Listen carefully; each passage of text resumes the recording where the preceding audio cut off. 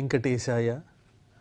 ఏడుకొండలవాడ వెంకటరమణ గోవింద గోవింద. శ్రీ శ్రీనివాస శ్రీ వెంకటేశ గోవింద గోవింద. కలియుగ ప్రత్యక్ష దైవం శ్రీనివాస పరబ్రహ్మ అనుగ్రహ విశేషంతో శ్రీమద్భాగవతంలో సప్తమ స్కంధంలోని విశేషాలు యథాశక్తి తెలుసుకుంటూ ఉన్నాం.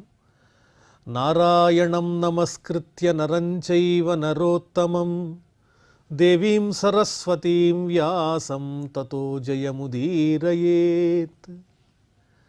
నారద మహర్షి దేవర్షి ధర్మరాజునకు ప్రహ్లాద చరిత్రను చక్కగా వివరిస్తున్నారు. అచంచలమైన భక్తి విశ్వాసాలతో అంతటా లోకమంతా స్వామిమయమే అనే చక్కని ఆలోచనను పొంది తన స్వభావంతో ప్రతి ఒక్కరిని కూడా ఉద్ధరించగలిగేటువంటి భాగవతోత్తముని యొక్క చరిత్రను అందిస్తున్నారు నారద మహర్షి. ప్రహ్లాద చరిత్రలో సారాంశం మనం తెలుసుకోవలసింది ఏమిటి అంటే, దేహాభిమానం అనేది విడిచిపెట్టాలి. వీళ్ళు పరాయి వాళ్ళు, వీళ్ళేమో మన సొంత వాళ్ళు అని మనకు కనిపించేటువంటి ప్రతి ప్రాణిని మనకన్నా భిన్నంగా చూచేటువంటి లక్షణాన్ని తగ్గించుకుని ఇదంతా పరమాత్మమయమే అని ఎప్పుడైతే ఆ భావాన్ని దృఢంగా మనం గ్రహించగలుగుతామో అది నిజమైనటువంటి భక్తి అనే విషయాన్ని ప్రహ్లాదుడు సుస్పష్టంగా మనందరికీ తెలియజేస్తూ ఉన్నాడు ఈ వృత్తాంతంలో.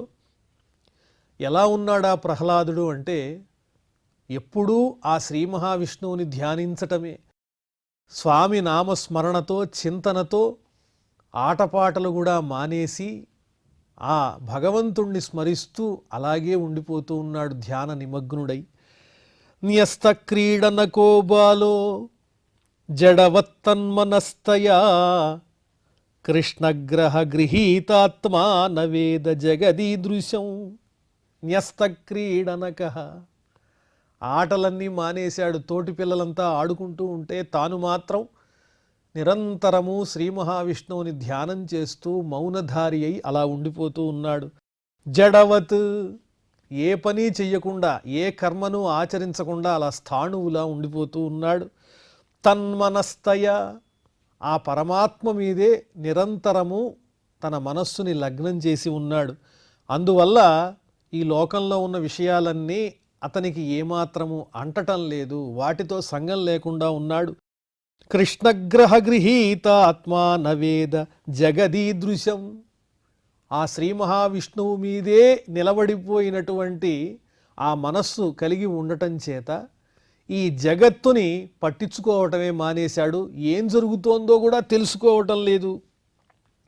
ఏ పని చేస్తున్నా అవన్నీ యాంత్రికంగా జరుగుతున్నాయి తప్ప వాటి మీద అతని బుద్ధి ప్రసరించటం లేదు, మనస్సు నిలబడటం లేదు. మనసంతా భగవన్మయం అయిపోతే ఇంకా మనస్సులో వేరే వాటికి లౌకిక విషయాలకు చోటెక్కడుంటుంది. ఆసీనః పర్యటన్ అశ్నన్ శయానః ప్రపిబన్ బ్రువన్ నానుసంధత్త ఏతాని గోవింద పరిరంభితః. గోవిందుని చేత గట్టిగా పట్టుకోబడ్డాడు. ఆ గోవిందుడు ఆ ప్రహ్లాదునిలో నిండిపోయాడు. అందువల్ల ఆసీనః, కూర్చున్నప్పుడు కానీ, పర్యటన్ నడుస్తున్నప్పుడు కానీ, అశ్నన్ తింటున్నప్పుడు కానీ, శయానః నిద్రపోతున్నప్పుడు కానీ, ప్రపిబన్ పానీయాలు త్రాగుచున్నప్పుడు కానీ, బ్రువన్ ఎవరితోన్నా మాట్లాడుతున్నా, ఏ పని చేసినా సర్వకాల సర్వావస్థల యందు ఆ పరమాత్మనే ధ్యానం చేసుకుంటూ ఉన్నాడు తప్ప తాను చేసేటువంటి పనుల్లో ఆ లౌకికమైన విషయాలు అతనికి కనిపించటం లేదు. అవన్నీ కూడా పరమాత్మమయంగానే కనిపిస్తూ ఉన్నాయి. ఇది మనందరికీ కూడా ప్రహ్లాదుడిస్తున్నటువంటి ఒక ఉత్తమమైనటువంటి చక్కని ఉదాహరణ. ఇది మనందరం కూడా ఆచరింపదగినదే. కాకపోతే మనస్సు లగ్నం అవ్వటం కొంచెం కష్టమవుతుంది. కానీ మనం కూర్చున్నా, నుంచున్నా, ఏ పని చేస్తున్నా, తింటున్నా ఓం నమో నారాయణ నారాయణ అని పిలుచుకుంటూ స్వామినామాన్ని స్మరించుకుంటూ మన పనులు మనం చేసుకుంటూ ఉంటే అవన్నీ కూడా భగవన్మయమైపోతాయి. అలాగే ఈ ప్రహ్లాదుడు మనకు తెలియజేస్తున్నాడు, నానుసంధత్త ఏతాని గోవింద పరిరంభిత. నానుసంధత్త, ఈ లౌకికమైన తినడం, తాగడం, పడుకోవటం ఇలాంటివన్నీ కూడా అతనికి అనుసంధానం అవటం లేదు. అన్నీ యాంత్రికంగా జరుగుతున్నాయి. అతను చేస్తున్న పని మాత్రం ఆ భగవన్నామ స్మరణమే, మనస్సుని పరమాత్మ మీద నిలబెట్టడమే. ఈ చక్కని వృత్తాంతాన్ని పోతన వారు అద్భుతమైన పద్యంలో అందించారు మనకి. పానీయంబులు త్రావుచున్ కుడుచుచున్, భాషించుచున్ హాసలీలా నిద్రాదులు సేయుచున్, తిరుగుచున్ లక్షించుచున్, సంతత శ్రీనారాయణ పాద పద్మయుగళి చింతామృతాస్వాద సంధానుడై మరచన్ సురారిసుతుడు ఏతద్విశ్వమన్ భూవర. ఓ ధర్మరాజ, ఈ విశ్వాన్నే మర్చిపోయాడు ప్రహ్లాదుడు. అన్ని కార్యములలోనూ లౌకికమైన విషయములన్నిటి యందు పరమాత్మను అనుసంధానం చేసేశాడు. అదే నిజమైనటువంటి భక్తులు చేసేటువంటి పని. పద్మముల వంటి పాదములను, ఆ శ్రీ మహావిష్ణువు పాదములను ఎల్లప్పుడూ తన హృదయంలో నిలుపుకుని భగవన్నామాన్ని స్మరణ చేసుకుంటూ, ఆస్వాదిస్తూ, అమృతంగా భావన చేస్తూ ఈ విశ్వాన్నే మరిచిపోతున్నాడు ప్రహ్లాదుడు అని వర్ణించారు. క్వచిదృదతి వైకుంఠ చింతాశబలచేతన, క్వచిద్ధసతి తచ్చింతాహ్లాద ఉద్గాయతి క్వచిత్. క్వచిదృదతి, ఒకచోట దుఃఖిస్తున్నట్టు, బాధపడుతున్నట్టు కనిపిస్తాడు, ఏడుస్తున్నట్టు కనిపిస్తాడు. ఎందుకలా కనిపిస్తున్నాడు? ఆ స్వామి నన్ను విడిచి వెళ్ళిపోతాడేమో, ఆ స్వామి ఇంకా నన్ను అనుగ్రహించడేమిటి, ఎల్లప్పుడూ స్వామి నన్ను వదలకుండా ఉండాలంటే నేను ఏం చెయ్యాలో కదా, ఇంకా భగవంతుడికి నేను దగ్గరవ్వాలి అనేటువంటి తపనతో తొందరగా ఆ స్వామిని దగ్గరగా చూడాలి, స్వామిమయంగా ఇంకా తనని తాను మలుచుకోవాలనేటువంటి భావనతో రుదతి, బాధపడుతూ ఉంటాడు. చింతాశబలచేతన, ఆ భగవన్మయమైనటువంటి ఆలోచనతో స్వామికి లొంగిపోయి మోహపడినటువంటి మనస్సు కలిగినటువంటి వాడై, చింతాశబల మోహన చేతన, ఆ మనస్సుతో స్వామిని తలుచుకుంటూ దుఃఖపడుతున్నాడు. క్వచిద్ధ సతి తచ్చింతాహ్లాద, ఒకానొక సందర్భంలో హసతి, తనలో తానే నవ్వుకుంటూ ఉంటాడు. ఇవన్నీ ఎవరైనా చూస్తే పిచ్చివాని వలె ఉన్నాడే ప్రహ్లాదుడు, కాసేపు ఏడుస్తూ ఉంటాడు, కాసేపు నవ్వుతూ ఉంటాడు. ఇలా చేసేవాళ్ళని మనం ఏమనుకుంటామంటే నిజంగా పిచ్చివాళ్లే అనుకుంటాం. కానీ ప్రహ్లాదుడు మాత్రం ఆ భగవన్మయంగా తనని తాను భావించుకుంటూ తనలో తానే నవ్వుకుంటున్నాడు, తనలో తానే దుఃఖపడుతున్నాడు. ఉద్గాయతి క్వచిత్, ఒకానొకసారి గట్టిగా ఆ స్వామి నామాన్ని కీర్తిస్తూ పాటలు పాడుతూ నారాయణ, గోవింద, మాధవ, మధుసూదన అని అనేక రకాలుగా ఆ స్వామి నామాన్ని కీర్తిస్తూ ఉన్నాడు. ఇలా అనేక రకాలుగా భావాలను ప్రకటిస్తూ ఉన్నాడు ఆ ప్రహ్లాదుడు. అన్ని భావాలు భగవన్మయాలే. నదతి క్వచిదుత్కంఠో విలజ్జో నృత్యతి క్వచిత్, క్వచిత్ తద్భావనాయుక్తః తన్మయోనుచకారః. ఒకానొక సందర్భంలో నదతి క్వచిదుత్కంఠో, గట్టిగా అరుస్తూ ఉంటాడు, కాసేపు పాటలు పాడతాడు, ఇంకాసేపు అరుస్తూ ఉంటాడు. ఎదురుకుండా మరి పరమాత్మ కనిపిస్తున్నాడేమో, ఓ నారాయణ ఎక్కడికయ్యా నన్ను విడిచిపెట్టి వెళ్ళిపోతావు, ఇలా రా, ఎల్లప్పుడూ నీతోనే ఉంటాను నేను అన్నట్లుగా గట్టిగట్టిగా భగవన్నామాన్ని అరుస్తూ మాట్లాడుతూ ఉంటాడు. విలజ్జో నృత్యతి క్వచిత్, ఏమాత్రము సిగ్గుపడకుండా ఒక్కోసారి నాట్యం చేస్తూ ఉంటాడు.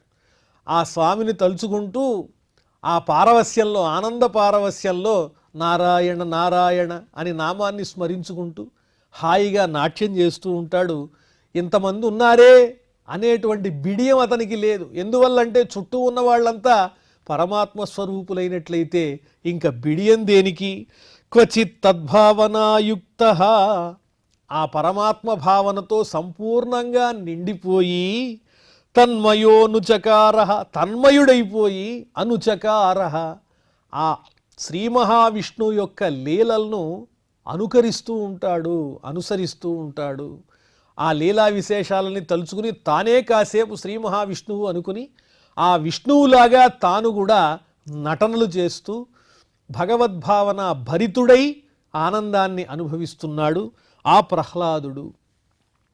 వైకుంఠ చింతా వివర్జిత చేష్టుడై ఒక్కడు నేడుచునొక్క చోట అశ్రాంత హరిభావనారూఢ చిత్తుడై ఉద్ధతుడై పాడునొక్క చోట విష్ణుడింతియగాని వేరొండు లేదని ఒత్తిలి నగుచుండు నొక్కచోట నళినాక్షుడను నిధానము కంటినేనని ఉబ్బి గంతులు వేయిచునొక్కచోట. పరమాత్ముడు శ్రీహరి అంటే నిజమైనటువంటి ధనము. ఆ స్వామే మనకు నిజమైనటువంటి ధనము. లౌకికములైనటువంటి సంపదలన్నీ కూడా నశించిపోయేవే. మనను నిత్యమైన సత్యమైన ఆనందమయమైనటువంటి స్థానానికి తీసుకువెళ్ళి నిలబెట్టేటువంటి నిజమైన సంపద ఏమిటి? మానవ జన్మ ధరించినందుకు మనం పొందవలసిన ఐశ్వర్యం ఏమిటి అంటే ఆ పరమాత్మను పట్టుకోవటమే. అతడే మన ఐశ్వర్యము అనే భావనలో ఉన్నాడు ప్రహ్లాదుడు. పలుకునొక్క చోట పరమేశు కేశవు ప్రణయ హర్ష జనిత బాష్పసలిల మిళిత పులకుడై. ఆనంద బాష్పాలు కంటి వెంట అలా స్రవిస్తూ ఉంటే కళ్ళు మూసుకుని నారాయణ నారాయణ అని తలుచుకుంటూ నిమీలిత నేత్రుడై నేత్రములు మూసుకుని ఒక్కచోట నిలిచి ఊరకుండు. ఏ స్పందన లేకుండా అలాగే స్థాణువులాగా జడంలాగా నిల్చుండిపోయాడు, నిలిచి ఉన్నాడు. అంటే సంపూర్ణంగా భగవద్భక్తిలో నిమగ్నమైపోయాడు. క్వచిదుత్పలక తూష్ణీం ఆస్తే సంస్పర్శ నిర్వృత అస్పంద ప్రణయానంద సలిలా మిలితే క్షణ. శరీరమంతా కూడా పులకించి గగుర్పాటు వస్తూ ఉన్నది. రోమాంచం అంటారు. శరీరం మీద ఉండే కేశములన్నీ కూడా అలా లేచి నిలబడ్డాయి. దేనివల్ల? అవి భయం వల్ల కలుగుతాయి, అపరిమితమైన ఆనందం వల్ల కలుగుతాయి. ఒక అద్భుతాన్ని చూచినప్పుడు ఆ రకమైనటువంటి స్పందన శరీరంలో కలుగుతుంది. ఆ విధంగా భగవంతుణ్ణి ఎప్పుడైతే తలుచుకున్నాడో, అలా స్వామినే చూస్తూ ఉన్నాడో హృదయంలో, వెంటనే ఆ ఆనంద పారవస్యంలో శరీరమంతా కూడా పులకాగ్రమైపోయింది ప్రహ్లాదునకు. తూష్ణీమాస్తే సంస్పర్శ నిర్వృత. ఆ స్వామి తన దగ్గరకు వచ్చి తనని స్పృశించినట్లుగా భావన చేసి, ఆహా స్వామి స్పర్శ ఎంత మధురంగా ఉంది, ఆనందంగా ఉంది, హాయిగా ఉంది అని తనలో తానే సుఖాన్ని అనుభవిస్తూ ఉన్నాడు. అస్పంద ప్రణయానంద సలిలామిలితే క్షణ. ఆ ప్రణయంలో స్వామి స్పర్శ సుఖాన్ని అనుభవించేటువంటి ఆనందంలో స్వామి తన పట్ల చూపుతున్నటువంటి అభిమాన విశేషం చేత ఏం చెయ్యాలో తెలియక అలా నేత్రములు మూసుకుని ఉన్నాడు. కంటి వెంట ధారాపాతంగా ఆనందాశ్రువులు జాలువారుతూ ఉన్నాయి. స ఉత్తమ శ్లోకస్య పదారవిందయోః నిషేవయా కించన సంగలబ్ధయా తన్వన్పరాం నిర్వృతిమాత్మనో ముహుః దుస్సంగదీనస్య మనశ్శమం వ్యధాత్. పరిపూర్ణమైన ఉత్తమమైనటువంటి చక్కని చరిత్రలు కలిగినటువంటి వాడు పరమాత్మ, గుణములు కలిగిన వాడు. అలాంటి అనంత గుణనిధి అయినటువంటి స్వామి యొక్క పాదార విందాల మీద తన మనస్సుని నిలిపేశాడు. ఉత్తమ శ్లోకస్య పదార విందయో. అలా ఎలా చేయగలుగుతున్నాడు అంటే అతడు నైసర్గికమైనటువంటి ప్రేమ కలిగిన వాడు పరమాత్మ మీద. సహజంగానే అతడు భక్తి స్వరూపుడు ఆ ప్రహ్లాదుడు. అందువల్ల అతని స్నేహం కూడా ఎలా ఉంటుంది అంటే ఉత్తమమైనటువంటి వారితో సంగలబ్ధయ నిషేవయ, సత్సాంగత్యంతో కూడినటువంటి చక్కని ప్రవృత్తి. ఎవరైతే ఆ శ్రీ మహావిష్ణువుని తమ హృదయంలో ఉంచుకోవాలని ప్రయత్నిస్తూ భగవంతుని చరిత్రలు మాట్లాడుతూ ఉంటారో అలాంటి వాళ్లతోనే సత్సాంగత్యం పెట్టుకుని ఆ స్వామి యొక్క దివ్యమైనటువంటి చరిత్రలను స్మరించుకుంటూ ఉంటాడు. అందువల్ల ఎల్లప్పుడూ అతని మనస్సు భగవంతుని మీదే నిలిచి ఉన్నది. అలాంటి ప్రహ్లాదుని వల్ల ఏం జరుగుతోంది అంటే అతనికి ఉత్కృష్టమైనటువంటి ఆనందం కలుగుతోంది. పరాం నిర్వృతిం ఆత్మనః ముహుః తన్వన్. మాటి మాటికి నిత్య నవనూతనమైనటువంటి ఆనందం అనేది ఆ ప్రహ్లాదుని హృదయంలో కలుగుతోంది. అలాంటి ఉత్తములైనటువంటి భక్తుల్ని దర్శించటం చేత ఎవరైతే దుష్టమైన సాంగత్యంతో చెడిపోతూ ఉంటారో వాళ్ళు కూడా మనం ప్రహ్లాదునిలా ఉండాలి, ఏమిటి మనం చేసే పాడు పనులు, ఇలాంటివి చెయ్యకూడదు, ఆ ప్రహ్లాదుడు ఎంత గొప్పవాడు అని ఆ దుష్ట సాంగత్యాన్ని విడిచిపెట్టి ప్రహ్లాదుణ్ణి ఆదర్శంగా తీసుకునే స్థాయికి ఆ ప్రహ్లాదుడు చేరుకున్నాడు. దుస్సంగదీనస్య మనశ్శమం యథాత్. దుష్టులతో స్నేహం చేయటం వల్ల కల్లోలమైన అలజడితో కూడిన దుష్టమైన మనస్సు కలిగిన వాళ్ళకు కూడా శమః, ఎంతో శాంతి కలిగింది. శమం యథాత్, శాంతిని కలగజేశాడు. అంతటి గొప్పవాడు ప్రహ్లాదుడు.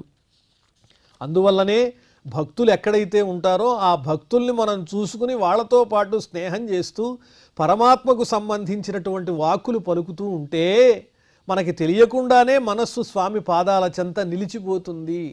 ఎవరైనా దండించాలి, వీళ్ళని శిక్షించాలనుకున్న వాళ్ళు కూడా పరమాత్మ స్మరణలో ఉన్నటువంటి భక్తుల్ని చూచి వాళ్ళు కూడా మారేటువంటి అవకాశం ఉంది. తస్మిన్ మహాభాగవతే మహాభాగే మహాత్మని హిరణ్యకశిపూ రాజన్ అకరోదఘమాత్మజే. ఓ ధర్మరాజా, ఇంతవరకు వర్ణించి చెప్పినటువంటి ప్రహ్లాదుని యొక్క గుణాలు నువ్వు శ్రవణం చేశావు కదా. అంతటి భాగవతోత్తముడు, మహానుభావుడు, సాత్విక సంపద కలిగినటువంటి ప్రహ్లాదుని మీద, మహాత్ముని మీద హిరణ్యకశిపూ రాజన్, హిరణ్యకశిపుడు అకరోదఘమాత్మజే, అతని పట్ల పాపం చేశాడు, అతన్ని కష్టపెట్టాడు, అతన్ని చంపాలనేటువంటి ప్రయత్నం చేశాడు. ఆత్మజే, పైగా ప్రహ్లాదుడు ఎవరు? తన కుమారుడే, హిరణ్యకశిపుని కుమారుడే. అయినప్పటికీ కూడా హిరణ్యకశిపుడు ప్రహ్లాదుణ్ణి చంపాలనుకున్నాడు. మరి ప్రహ్లాదుని గుణాలేమో అత్యద్భుతంగా ఉన్నాయి, పరమాత్మ గురించే చింతిస్తున్నాడు, ఏ తప్పు చేయలేదు. మరి అటువంటి వాణ్ణి ఈ హిరణ్యకశిపుడు ఎందువల్ల చంపాలనుకున్నాడు? ఆ విశేషాలన్నీ చెప్పవలసింది అని ధర్మరాజు ప్రశ్నిస్తూ ఉన్నాడు నారద మహర్షిని. యుధిష్ఠిరౌవాచ దేవర్షే ఏతదిచ్ఛామో వేదితుం తవ సువ్రత యదాత్మజాయ శుద్ధాయ పితాదాత్ సాధవే అఘౌ. ఓ దేవర్షి, ఓ నారద మహర్షి, నేను తెలుసుకోవాలనుకుంటున్నాను, నాలో జిజ్ఞాస కలిగింది. ఏమని అంటే, యదాత్మజాయ శుద్ధాయ, తన కుమారుడే అయినా చెడ్డవాడు కాదు, శుద్ధాయ, శుద్ధము అంటే అర్థం ఏమిటి? ఏ విధమైనటువంటి మలినాలు అంటనటువంటి చక్కని స్ఫటిక వంటి అందమైన మనస్సు కలిగినటువంటి వాడు ప్రహ్లాదుడు కదా. అలాంటి ప్రహ్లాదుణ్ణి చూస్తే ఎవరికైనా కొట్టబుద్ధవుతుందా, హింసించబుద్ధవుతుందా? మరి ఎందువల్ల పిత సాధవే అఘం అదాత్, సాధు స్వభావం కలిగినటువంటి ప్రహ్లాదునికి అఘం ఎందువల్ల ఇచ్చాడు అంటే, కష్టాన్ని ఎందుకు కలిగించాడు, హింసను ఎందుకు కలిగించాడు, అతన్ని చంపాలనేటువంటి ప్రయత్నం ఎందుకు చేశాడు? లోకంలో ఇది ఎక్కడా మనం చూడం కదా. ఉత్తములైనటువంటి పుత్రుల్ని ఎవరైనా హింసిస్తారా? ఓ నారద మహర్షి, అదే నాలో ఉన్న సందేహం, అది చెప్పవలసింది అని ప్రశ్నించాడు. ఇంకా అడుగుతున్నాడు, పుత్రాన్ విప్రతికూలాన్ స్వాన్ పితరః పుత్రవత్సలాః ఉపాలభంతే శిక్షార్థం నైవాఘమపరో యథ. ఇది లోకంలో మనం చూచేదే, ఈ విషయం కొత్తదేం కాదు. పిల్లలు మాట వినరు, తల్లిదండ్రులు చెప్పిన మాట వినకుండా అల్లరి చేస్తూ ఉంటారు. అల్లరి చేసేటువంటి పిల్లల్ని క్రమశిక్షణలో పెట్టడం కోసం, తమ పిల్లల్ని మార్చుకోవటం కోసం, మంచిగా మలచుకోవటం కోసం తల్లిదండ్రులు కొన్ని రకాలైనటువంటి దండనలు విధిస్తూ ఉంటారు. ఒక్కోసారి తిడుతూ ఉంటారు, అప్పుడప్పుడు కొడుతూ ఉంటారు. అదంతా దేనికోసం అంటే తమ పిల్లల్ని క్రమశిక్షణలో పెట్టుకోవటం కోసమే తప్ప, ఒక ద్వేషం కలిగినటువంటి శత్రువులు ఎలాగైతే చంపడానికి వస్తారో అలా ఉద్యమించి తమ పిల్లల్ని తామే చంపుకోరు కదా. హిరణ్యకశిపునకు ప్రహ్లాదుడు కుమారుడు కదా. కుమారుడు తప్పు చేస్తే, అసలు ప్రహ్లాదుడు తప్పే చెయ్యలేదు, అయినప్పటికీ ఏదైనా హిరణ్యకశిపుని మనస్సులో అసంతృప్తి ఉంటే ప్రహ్లాద ఇలా కాదు అలాగా అని చెప్పి తిట్టాలి లేదా దండించాలి. అంతేగాని తాను విష్ణువుని ఏ విధంగానైతే శత్రువుగా భావించి ద్వేషిస్తున్నాడో అంత తీవ్రంగా ప్రహ్లాదుణ్ణి ద్వేషించి అతన్ని బాధ పెట్టాల్సినటువంటి అవసరం ఏమొచ్చింది అని అడుగుతున్నాడు. ఏతత్ కౌతూహలం బ్రహ్మన్ అస్మాకం విధమ ప్రభో పితుః పుత్రాయ యద్వేషో మరణాయ ప్రచోదిత. నువ్వు చెప్పిన విషయం ఓ మహర్షి నాలో కుతూహలం కలిగిస్తోంది. కుతూహలము అంటే ఇది తెలుసుకోకుండా నేను ఉండలేను. ఎందువల్లంటే పరస్పర భిన్నంగా ఉంది విషయం. మంచివాడు కుమారుడా, అతన్ని చంపాలనుకునేవాడు తండ్రా, ఈ రెండిటికి పొంతన ఉందా? కాబట్టి ఓ బ్రహ్మర్షి, అస్మాకం విధమ ప్రభో, తప్పనిసరిగా మాకు తెలియజేయవలసిందే.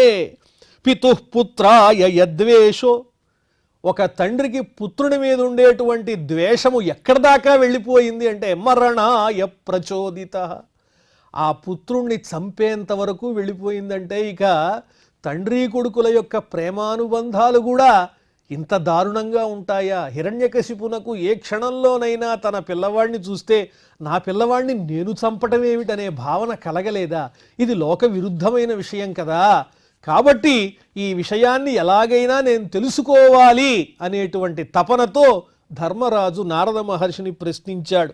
అప్పుడు నారద మహర్షి నవ్వుతూ, పౌరోహిత్యాయ భగవాన్ వృతః కావ్యః కిలాసురైః షండామర్కౌ సుతౌ తస్య దైత్య రాజగృహాంతికే. నాయన ధర్మరాజా, నీ ప్రశ్న సరైనదే. ఆ హిరణ్యకశిపునకు పురోహితునిగా ఎవరున్నారు అంటే శుక్రాచార్యుల వారు. పురోహితుడు అంటే మంచి చెడ్డ చెప్పి ఈ పని చెయ్యాలి, ఈ పని చెయ్యకూడదు అని ఒక గురువులాగా మార్గదర్శకుడై ఉండేటువంటి వాడే పురోహితుడు. ఎప్పుడు ఏ పని చెయ్యాలన్నా ఆ పనికి తగినటువంటి ముహూర్తాన్ని నిర్ణయిస్తూ ఎప్పుడు ఏం చెయ్యాలని నిర్ధారణ చేసి హితాన్ని చెప్పేటువంటి వాడు. రాజు హితాన్ని కోరేవాడు, లోకహితాన్ని కోరేవాడు, రాజ్యం సుభిక్షంగా ఉండాలనుకునేటువంటి వాడు పురోహితుడు. ఆయనే గురువు కూడా రాక్షసులందరికీ, శుక్రాచార్యుడు. ఆ శుక్రాచార్యుడే పురోహితునిగా ఉన్నాడు. ఆ శుక్రాచార్యుల వారికి 2 కుమారులున్నారు. వారి పేర్లు షండామర్కౌ సుతౌ తస్య. షండు, అమర్కుడు అనే పేరు కలిగిన వాళ్ళిద్దరూ కూడా దైత్య రాజగృహాంతికే, ఆ మహారాజైనటువంటి హిరణ్యకశిపుని సమీపంలోనే ఉన్నారు. వాళ్ళిద్దరూ ఆ దగ్గర ఇంటిలోనే ఉన్నారు. వాళ్ళిద్దరినీ పిలిపించాడు హిరణ్యకశిపుడు. పిలిపించి, మా పిల్లవాడి పరిస్థితి చాలా చిత్ర విచిత్రంగా ఉంది. అందరూ పిల్లల్లాగా కనిపించటం లేదు. వాళ్ళు కేరింతలు కొడుతూ ఆనందంగా తిరుగుతూ ఉంటే మావాడు మాత్రం ఏ పని చెయ్యకుండా అలా జడుని వలే ఉంటున్నాడు. ఏదో ధ్యానంలో ఉంటాడు, బెంగపడుతున్నట్టు ఉంటాడు, ఒక్కోసారి నవ్వుతూ ఉంటాడు, ఒక్కోసారి ఎగురుతూ ఉంటాడు. ఈ భావాలన్నీ పోయి మంచి మార్గంలో పడాలంటే చక్కని విద్య కావాలి, అభివృద్ధి చెందాలి మనస్సు. అందువల్ల మీరు ఇతడికి చక్కగా విద్య నేర్పండి అని కోరుతూ ఆ ప్రహ్లాదుని లక్షణాలు చెబుతున్నాడు. అంధ ప్రక్రియనున్నవాడు పలుకండు. ఏమిటో ఏమీ కనిపించినటువంటి ఒక అంధుడు ఎలాగైతే ఉంటాడో అలా కనిపిస్తూ ఉన్నాడు. మాట కూడా మాట్లాడాడు. అస్మత్ ప్రతాప క్రియా గంధం బించుకలేదు. నాలో ఉన్నటువంటి పౌరుషం, పరాక్రమం ఎదుటి వాళ్ళని ఏడిపించేటువంటి లక్షణం ఇలాంటివి ఏవి ఈ ప్రహ్లాదుల్లో కనిపించటం లేదు. కాబట్టి మీరు గురువుల్ కారుణ్య చిత్తుల్, ఓ గురుపుత్రులారా, మీరు నాకు గురువులు, అలాగే దయతో కూడినటువంటి మనస్సు కలిగినటువంటి వారు. మనోబంధుల్ మాన్యులు, మీ మనస్సు మాకు అనుగుణమైనటువంటిది, గౌరవింపదగినటువంటి వారు, మాకు పెద్దలు. ఏ విషయమైనా మిమ్మల్నే పెద్దవాళ్ళగా మేము భావన చేస్తూ ఉంటాం. అందువల్ల మమ్మున్ పాటించి, నా మాట విని, ఈ బాలకున్ గ్రంథముల్ చదివించి, ఈ పిల్లవాని చేత మంచి మంచి నీతి శాస్త్రాలన్నీ చదివించి, నీతి కుశలున్ కావించి రక్షింపరే, అన్ని నీతులు తెలిసే విధంగా నాలాగా ఉండే విధంగా తయారు చెయ్యండి అని చెప్పి ఆ శుక్రాచార్యుని పుత్రులకు అప్పచెబుతూ ఉన్నాడు తన కుమారుడైనటువంటి ప్రహ్లాదుణ్ణి. మరి ఆ తరువాత ఎన్ని చిత్ర విచిత్రాలు జరిగాయో అవన్నీ కూడా మనం తెలుసుకుందాం. ఇప్పుడు క్షమాప్రార్థనాదులతో ఈ కార్యక్రమానికి పరిసమాప్తి పలుకుదాం. అథ క్షమాప్రార్థన. యదక్షరపదభ్రష్టం మాత్రాహీనంచ యద్భవేత్ తత్సర్వం క్షమ్యతాం దేవ నారాయణ నమోస్తుతే. శ్రియఃకాంతాయ కళ్యాణ నిధయే నిధయేర్ధినాం శ్రీవేంకట నివాసాయ శ్రీనివాసాయ మంగళం.